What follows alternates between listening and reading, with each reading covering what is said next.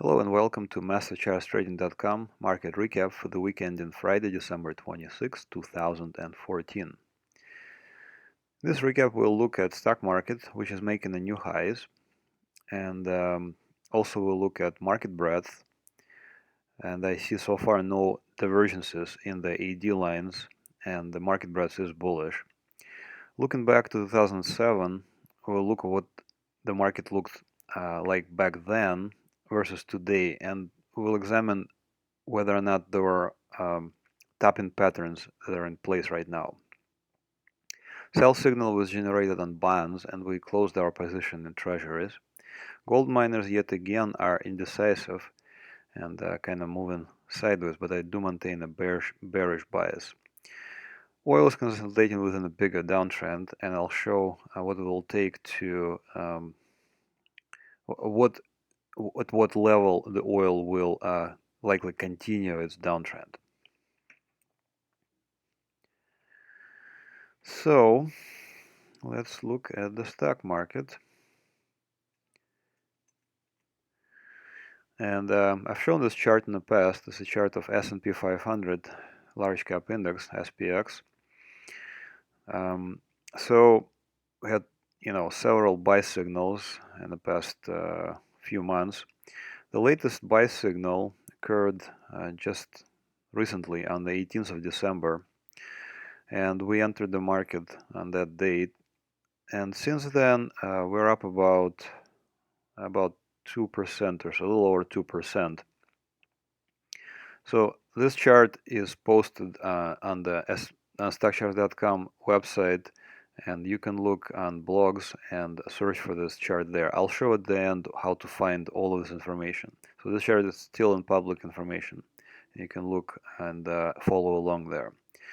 So clearly the S&P 500 is bullish, and it's been bullish since at least 2011. And once again, we entered the market here, and we're up about 2.5%, about 2% or so. Let's look at the market breadth indicators. So S&P 500, same thing, and now we have several breadth indicators on this chart as well. So percent of stocks in the S&P 500 above the 50-day exponential moving average, the percent of stocks above the 200 exponential day moving average, bullish percent index for the same index, and the New York Stock Exchange new highs, new lows indicator, and also the advanced decline line for S&P 500. And you can see that back on the 21st of October, you can see there was a nice breadth thrust, they call it, where all of the indicators flipped into positive mode. And since then, the percent of stock above the 50-day moving average, it dipped into negative territory right there for just a day, but then popped right back up. So all of these indicators right now are positive. And I see that we're making also new highs. So we made several all-time highs, and then finally we made an all-time closing high on the Friday. The advanced decline line for S&P 500 is confirming the higher highs in the S&P 500 as well.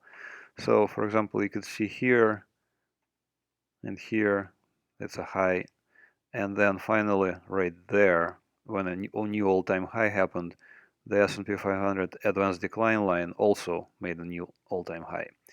And another one all-time high for advanced decline line on this last Friday. And it confirmed an all-time high in the actual index as well. So I see no divergences so far in the S&P 500 advanced decline line. And divergences usually indicate a bigger tapping pattern that's taken place. So let me show you what it looks like when a tapping pattern is taking place in a major index. So this is a New York Stock Exchange Composite Index back from the 2007-2008. And 2007 was very bullish. It was going up, up, up. and then made a high right there, and then another higher high right there. But you can see that in New York Stock Exchange advanced decline line made a high in June of 2007, and then in July, when the stock index actually made a higher high, it made a lower high. So you can see that the peaks are declining. And then right there, the New York Stock Exchange made an even higher high, but advanced decline line continued lower. So you can see it's a clear divergence, and this is a bearish divergence because the stock market is going up, but the advanced decline line is going down. In other words, less and less stocks are participating in the advance. Only a few stocks are making higher highs and going higher. So this will be called a narrow advance, and less stocks are participating. So let's look at the same graph of New York Stock Exchange Composite Index, but today. What does it look like today? So if anything, it's the opposite. You can see that the participation is quite broad. In other words, more stocks are pushing higher and making advancing, while the New York Stock Exchange Composite Index is actually making lower highs. So what this tells me is that the participation in the stock market is broad, and likely new highs will follow in the stock market itself, New York Stock Exchange Composite Index. So you can see that this significantly different picture from what happened in 2007 tapping pattern. So at this point, I see no divergence in advanced decline line. In fact, I see positive, bullish divergence in it. So I'm bullish on the markets right now. Bonds also, this is Treasuries, TLT, 20+ year Treasury bond fund.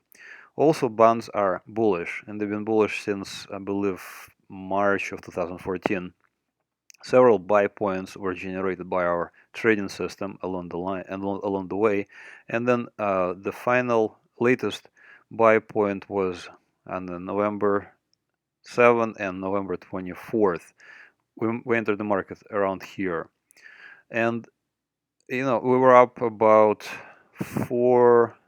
between 5 and 4, 5 to 5%, and you can see right there, sell signal was generated just on the 23rd of December, just a few days ago. So we closed our position in TLT with a nice gain of about 4.5 to 5%. Once again, the TLT and broader bond market is still bullish, so I would be looking for a buying opportunity once it stops falling. Something along the lines of here, similar pattern. Let's look at the gold miners. Gold miners and gold as well are in a long-term downtrend for a few years now. There were several nice selling opportunities in the gold miners. One of the better ones was right there on beginning of September. It would have brought in around almost 30% gain. Right here on the, let me see, when was this? On the November 14th, 17th, there was a counter trend bounce, but it failed almost immediately on the 28th, and we entered the market on the short side again. Sorry. We entered the market on the short side again on the 28th of November, around here. But since then, you can see that it's been kind of going nowhere. It's just going sideways. And let me show you on the gold miners market breadth chart. It's a little bit more clear there. So our short signal is generated right there. We entered the market about here in the beginning of December. But you can see that ideally I would have liked to see new lows but it sort of held support right here on the 15th of December, and there was a small rally. But I think it failed so far, and it's just kind of going nowhere. So you can also kind of draw a triangle here and say this is a triangle consolidation.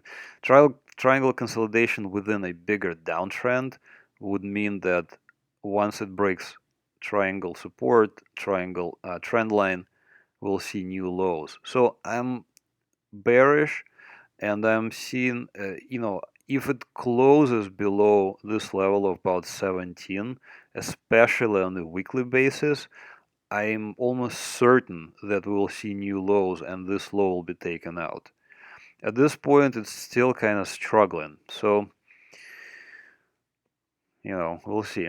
You can see that, market breadth is very bearish as well, and new low in advanced decline line was registered right there as well. So, market breadth is bearish for the gold miners, and what will it take to reverse this? A close above $20 at least. What I meant to say is, what will it take to reverse the latest short signal? So this latest short signal from November 28th, it needs to close around here to be reversed.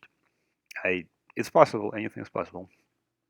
Finally, let's look at oil, and oil's been in use for a while, and the decline was strong, significant, and you could say that this is a rebound, but I just don't see it's happening yet. I see no signal on the long side yet. I only see a short signal that happened back in the July 11th. So far, I don't see any indication of a strong rebound. This is more of a consolidation. And let me show it to you on the candlestick charts, kind of a little more obvious there. So this is light sweet crude oil spot price daily chart, and you can see a steep decline followed by what I think is a flag, or maybe possibly a triangle consolidation or a pennant consolidation. But you can see that this is a bearish flag. It's a flag consolidation after a significant decline. So should it break this trend line around maybe $54 right there, like a close below $54, then I'm almost certain we will see new lows. Yeah, and then vice versa, of course, is that should it close above $60, then we potentially might see a stronger rebound to at least 63. There's a clear resistance right there. And, we'll see. And of course, if the oil drops, then countries like Russia, let me just show Russia again. RSX is a nice, it very much follows oil prices as well. It rebounded really significantly. I highlighted that last video as well, but it's already kind of rolling over and getting into resistance right there in the $16 area. So should the oil take another, leg down, this will likely roll over as well. And with that, let's wrap up. Thank you for listening. I really appreciate it if you guys would connect to us on our website at MasterChartsTrading.com. Click on you can sign up for our mailing list, so you can receive these updates on a weekly basis, and sometimes I send special notifications as well. On Twitter, Facebook, and StockTwits, we have accounts there as well, so you can follow us there, and you can send a direct email. And most of these charts, or mostly all of these charts, are located on this address at StockCharts.com, public, and there's a number.